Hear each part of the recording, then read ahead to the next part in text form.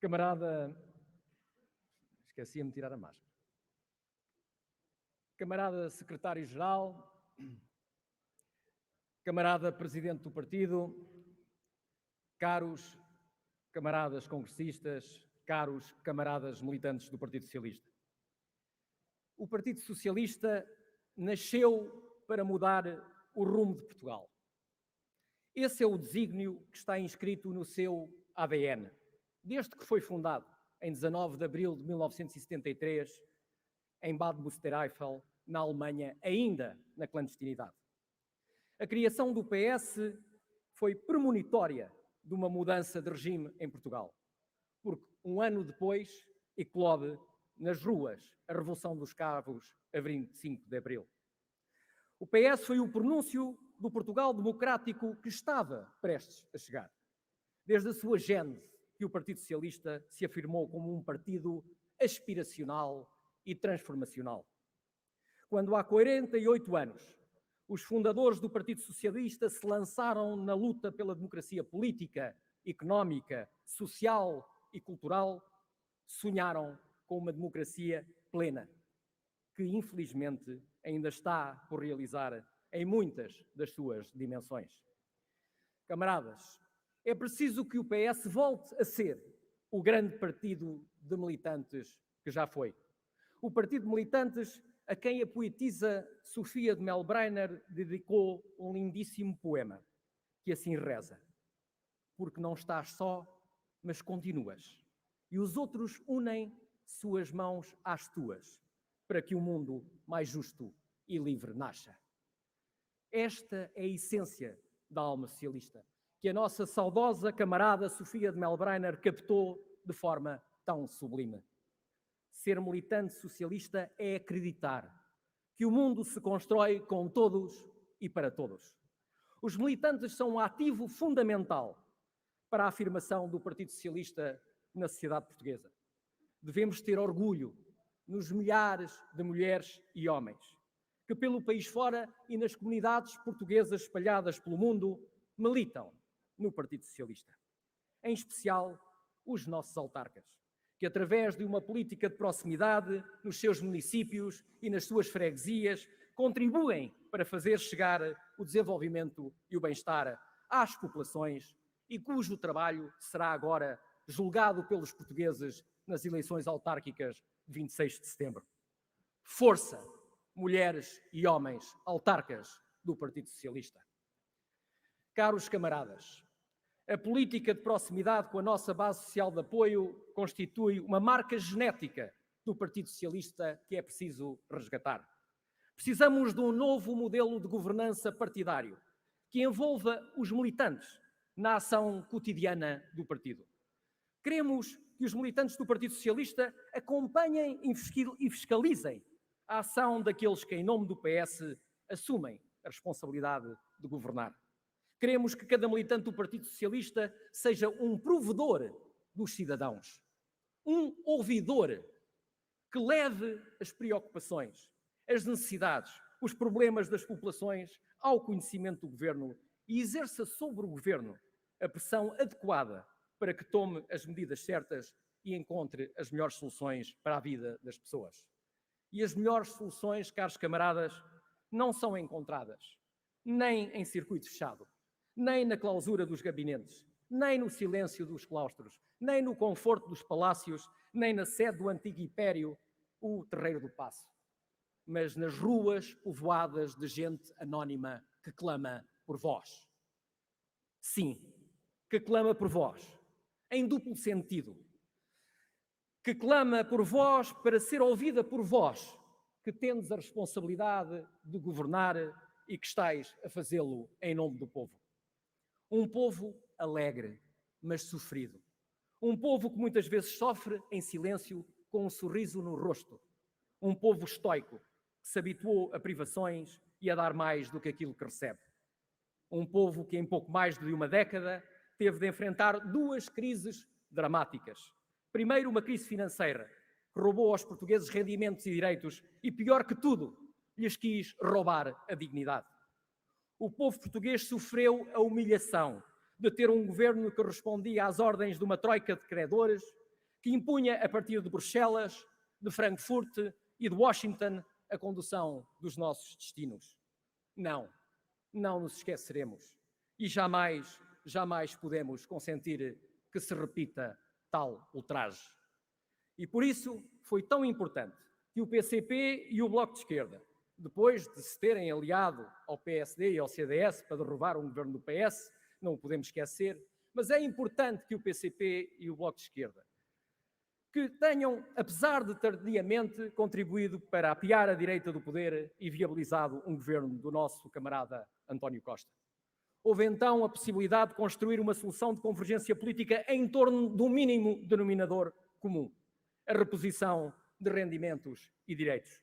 E nesse desidrato, o governo liderado pelo nosso camarada António Costa merece a gratidão e o reconhecimento dos socialistas, bem como dos portugueses, nas eleições legislativas de 2009, deram ao PS uma clara e merecida vitória.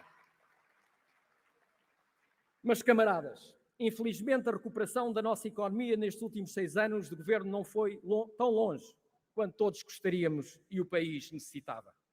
Quando nos encontrávamos em pleno processo de recuperação, eis que se abate sobre o mundo uma impiedosa pandemia, com custos tremendos em vidas humanas e com graves consequências nos planos social e económico.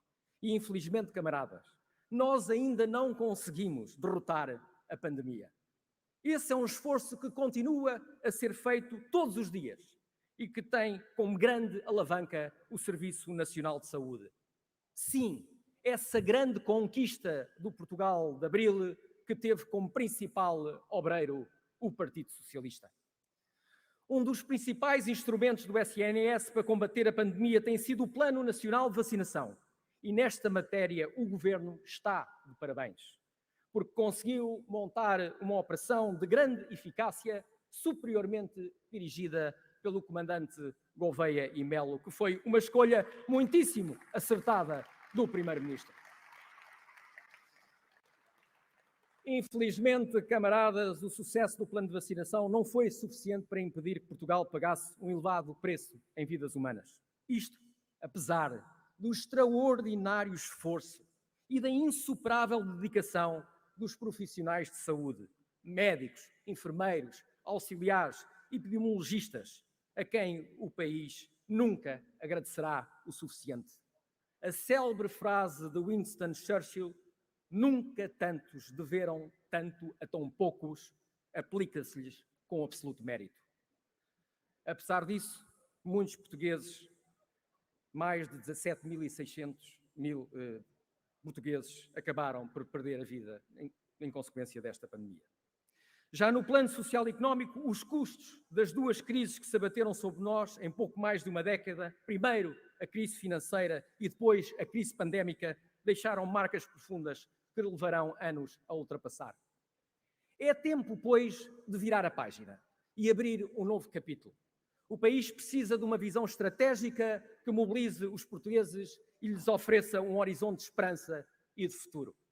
Aos responsáveis políticos exige que pensem e ajam para além da conjuntura.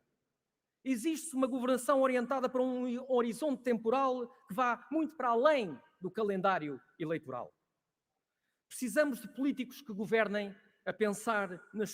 não a pensar nas próximas eleições, mas a pensar nas próximas gerações.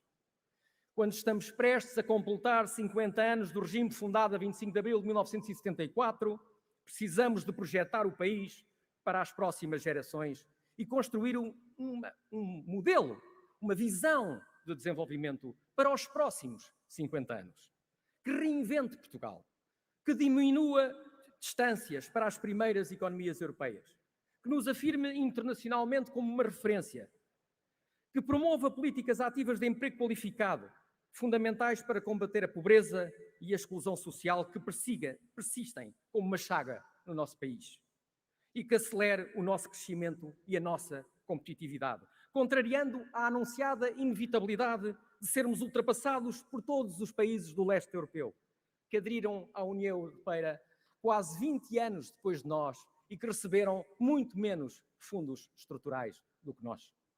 Fundos esses que tinham como um dos seus principais objetivos mudar o perfil estrutural da economia portuguesa e fazer a transição de uma economia assente na mão de obra intensiva e nos baixos salários para uma economia baseada no conhecimento intensivo, nos recursos humanos altamente qualificados e justamente remunerados, capaz de travar a fuga para o estrangeiro de jovens altamente qualificados, em que o país tanto investiu e que agora ajudam ao desenvolvimento de outros países.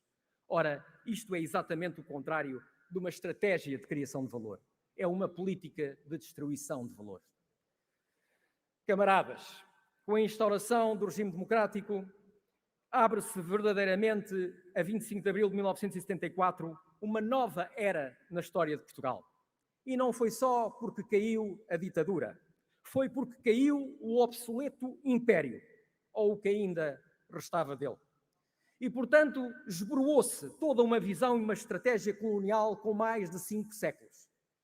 Findo o período colonial, Portugal virou-se rapidamente para a Europa e encontrou na União Europeia um espaço de ancoragem que lhe permitiu um novo recomeço. É tempo de renovar o caminho e reinventar Portugal.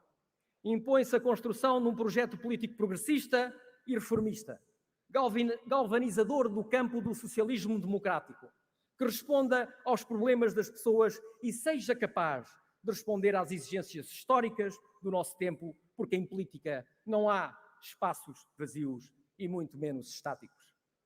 Urge, pois, uma nova agenda progressista e reformista para um Portugal e uma Europa mais justos e mais livres, mas também para um PS mais aberto e mais plural. Um PS que não confunda o Estado com o partido e que seja construído a partir das bases da cidadania. Um PS dos seus militantes e simpatizantes, em suma, um PS do povo. É preciso, camaradas, um choque democrático que dê aos cidadãos a possibilidade de serem eles e não os diretórios partidários a escolher os seus deputados e que permita à base social de apoio do PS escolher os seus candidatos em eleições primárias, porque melhores políticos significam melhores políticas. Não podemos continuar a assistir, impávidos, ao crescente desinteresse e divórcio dos cidadãos relativamente à política. A abstenção é um cancro que mina a democracia e que está a alastrar. Portugal é hoje um dos campeões da abstenção na Europa e na OCDE. Os deputados que se sentam hoje na Assembleia da República já representam menos de 40% do eleitorado. Este é um sinal de alarme, porque quando a maioria dos cidadãos deixa de acreditar e de participar na democracia, é a própria sobrevivência da democracia que está em perigo.